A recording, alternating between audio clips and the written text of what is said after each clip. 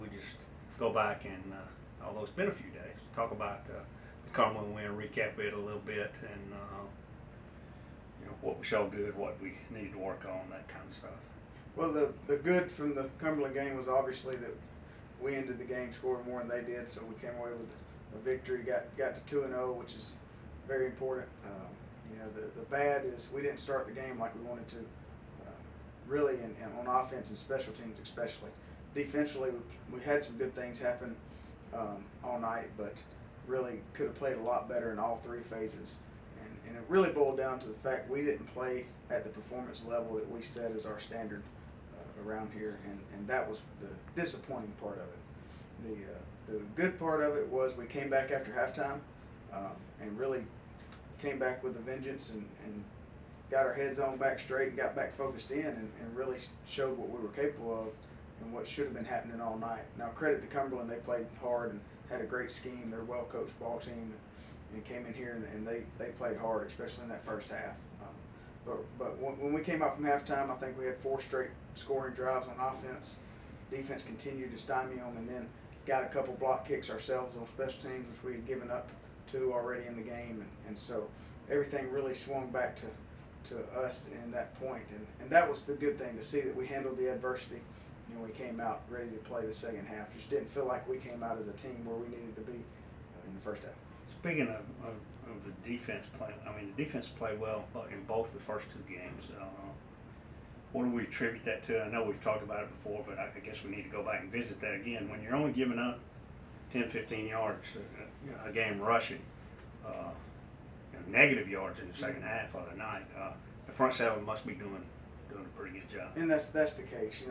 The front 4, the immediate front guys are doing good. They're not only taking on blocks and allowing the linebackers to make plays, but some of those guys are up in the top of our tackle leaders, which is always good to see when they can get through and make plays. But they are also taking on the blocks and taking on the linemen and allowing Q Harton and our other linebackers to flow around and make big stops. So that front 7 is working really well together. All right, what about Miles? Miles is on a little bit of a GSC tour here. But I guess they're opening their season with their 3rd straight Gulf South Conference opponent. What do we know about them?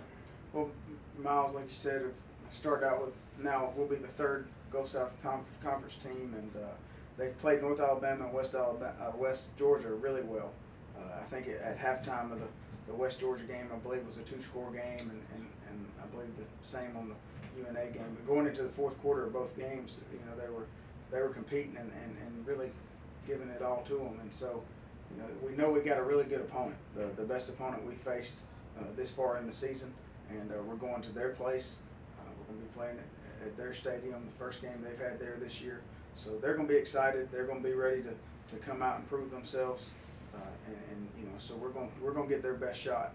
The main thing we have to worry about, and what we've talked to the players about, is focusing on us and playing to the level of performance that we dictate is where we need to play at. And if we do that, we'll be fine. But we got to focus in this week and have a great week of preparation for that.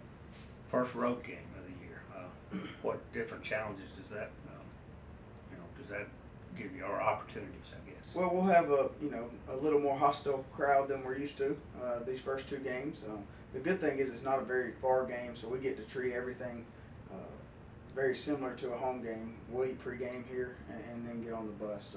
So everything up until right after pregame will be just like our regular routine we've had the last 2 weeks. So that's a good aspect of it.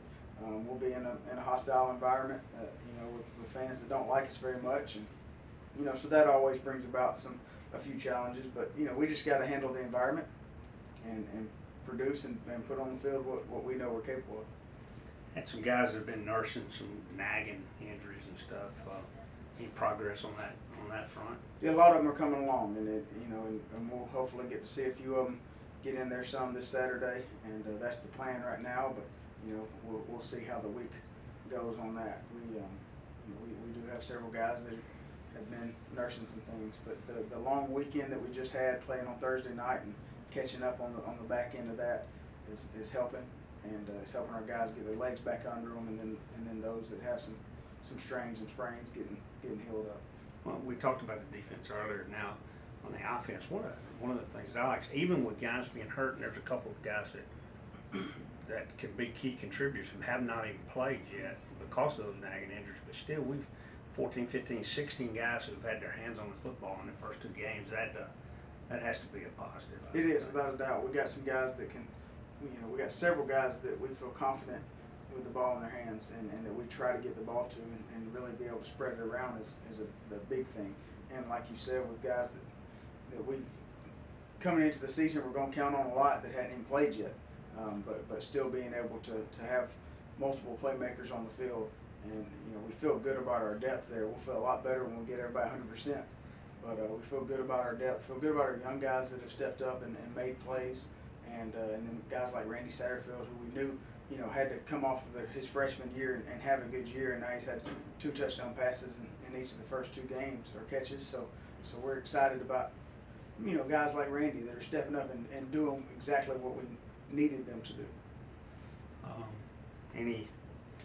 Get ready now for a stretch. We don't play at home again, so until 3rd of October, I guess. So, learn how to win on the road. This next trip after this one is a long one.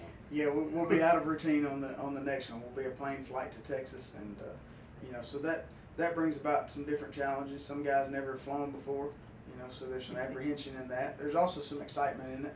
You get to know, a lot of guys ain't never been to Texas on our team, so several of them get to go to that state for the first time and play a good opponent. So, to be the team we want to be and to reach our goals, we're going to have to be really good at playing on the road, and we know that and have talked about it, and I feel confident our guys will respond well. Well, and of course, first things first with Miles, and there is some connection on the Miles coaching staff with UWA, so maybe a little extra oomph in their step for practice this week with Tony and some of those guys up That's there. right, and personally, our staff and their staff get along really well. We have a lot of mutual friends on staff there, and so it's gonna be fun for players and coaches alike to get prepared for this game and go up to Birmingham and have a good game, hopefully.